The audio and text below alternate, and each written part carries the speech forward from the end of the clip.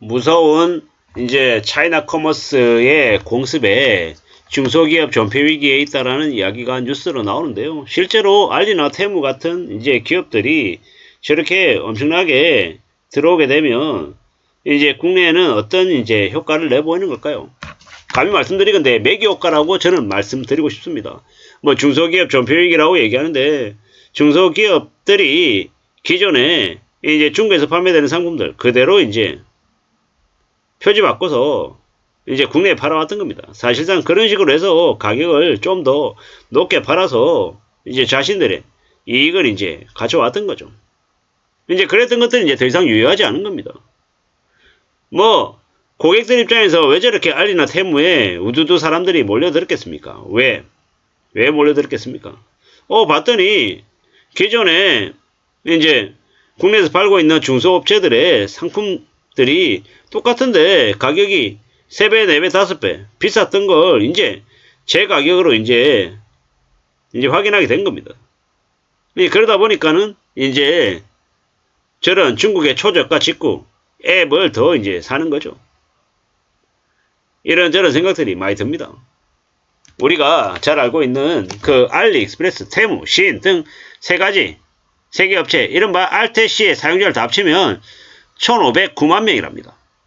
국내 1위인 쿠팡 2982만 명의 50%가 넘습니다. 알리바바의 해외 직구 플랫폼인 알리는 1년 새에 2배가 늘었죠. 그리고 2024년 8월에 늦게 상륙했는데도 테무는 5개월 만에 사용자가 11배 늘었어요. 시인도 1년 사이에 4배가 늘었답니다. 알리나 테무에 산 상품을 개봉하는 걸 동영상으로 보내주는 걸 알리깡이나 테무깡이라고 얘기한답니다. 이제 저가 상품을 더 합리적으로 구매하려고 하는 사람들의 이제 손검색이 되게 이제 더 쉬워져졌답니다. 어차피 검색하면 이제 동일한 상품이 다 나오니까 알리나 쿠팡이나 테무나 어차피 다 중국산 아니냐라는 거죠. 그러니까 다른 한편에서는 이제 온라인 쇼핑몰 창업했는데 중국 직구앱 때문에 망할 판이라고 얘기한답니다. 뭐 중국산 생활용품 패션 잡화를 수입해서 팔던 이제 소규모 중소업체들이 이제 많이 어렵다라고 얘기하는데 그건 결국은 계속해서 예견됐던 모습입니다. 예견됐던 모습. 이제 더 이상 중국에서 파는 이제 초저가의 상품들을 국내에 들어와서 파는 게 더 이상 업이 되기 어렵다라는 겁니다. 물론 저렇게 중국 직구가 엄청나게 이제 국내 공습에서 물건을 팔고 있는데 그러면 뭐 여전히 상황들이 괜찮으려나? 아니죠. 그 중국 알리나 테무의 상품들 중에서도 문제가 있는 것들이 되게 많아요. 그리고 여전히 한국에 있는 많은 고객들은 저 알리나 테무가 현재는 가격이 매우 싸기 때문에 젖어드는 겁니다. 근데 그 다음은요.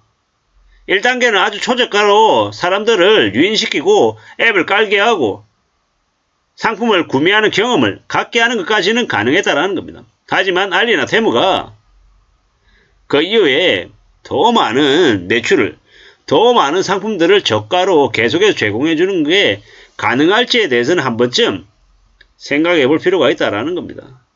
저는 개인적으로 알리나 테무나 쉬인이 들어와서 이제 많은 이제 저가 상품들의 시장을 잠식하고 있잖아요.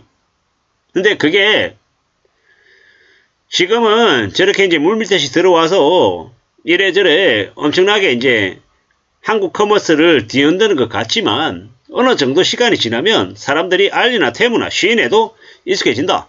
그러면 좀 더 가격 비교 검색하는 그런 고객들의 그 검색 능력이 더 늘어날 거다라고 생각합니다. 그러면 그 다음은 어떻게 되겠습니까? 이제 경쟁력이 없는 중소 온라인 판매상들은 이제 사라지겠죠. 그 자리를 알리나 테무나 쉬인이 차지하니까요. 그 다음은요. 그 다음은 어떻겠습니까?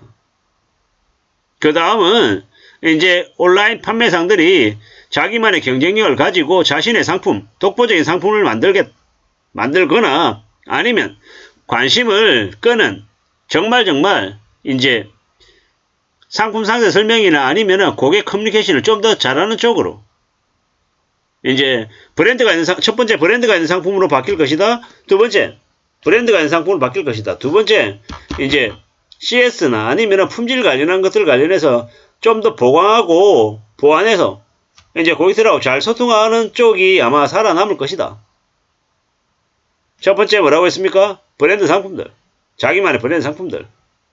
그리고 두 번째, 브랜드 상품들. 그리고 이제 카테고리화해서 이제 가는, 이제 그런 쪽이 이제 늘어날 것이고. 두 번째는 이제 고객들하고 커뮤니케이션이 좀 더 강화되는 쪽. 세 번째가 뭐겠습니까? 세 번째가. 제가 생각할 때는 세 번째는 이제 결국 이제 고객들에게 인정받는 좀 뭐라고 해야 됩니까? 좀 이제 연속성 있는 이제 락인이 되는 고객들과 이제 주고받는 이제 그런 상품들이 좀 더 강해지지 않겠냐라는 겁니다. 지금 현재 이제 직구 상품들을 보십시오. 직구 상품들은 워낙 지금 현재는 되게 많은 상품들을 가지고 있고 많은 셀러들을 보유하고 있기 때문에 뭐 이 상품도 사고 저 상품도 사고 계속 이렇게 반복해서 이제 가지만 이게 안착해서 계속해서 안정적으로 계속 쭉 가는 경우는 사실 되게 어렵습니다. 왜겠습니까?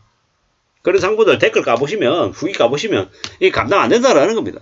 이 상품을 계속 사도 되나 말아야 되나 라는 생각을 할 수밖에 없다라는 겁니다. 완전 초저가의 상품들은 사고 10개 샀는데 한 3-4개가 만약에 별로다라고 하면 버리면 되니까 가능한데 나머지 7개 상품들을 계속 여기 이 셀러에게 이 상품을 계속 구매하겠다라고 할까 안 할까에 대한 건 사실 좀 고민스러운 부분들이 있다라는 겁니다.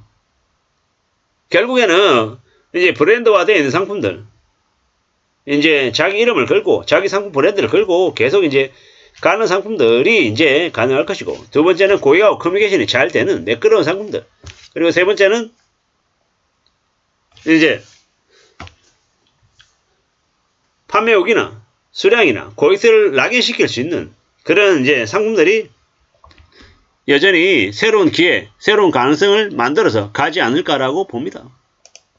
여기 뉴스에서는 뭐라고 얘기합니까? 이제 욕실 자재를 국내 공장도 가격이 35,000원인데 알리에서 구매하면 15,000원 이하에서 구매한다. 뭐 이런 얘기들 있는데, 그리고 값싼 중국 제품을 직구로 사들여서 국내에서 재판매하는 업체들 안 되는 거죠. 안 되는 거죠.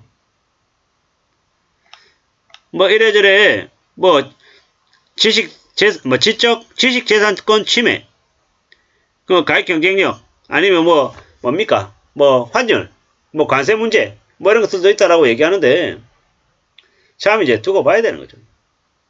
이래저래 뭐 중소기업 보호 방안이 필요하다라는데 실제로는 중소기업 보호 방안이 필요한 게 아니고 중소기업들이 혁신해야 되고 좀 더 지금보다는 좀 더 나은 모습을 보이려고 애를 써야 된다라는 겁니다. 그저 중국 상품들이니까 중국 직구 상품들이니까 무조건 나쁘다 뭐 이렇게 얘기하기에는 좀 어려움이 있다라는 생각을 해봅니다. 이상입니다.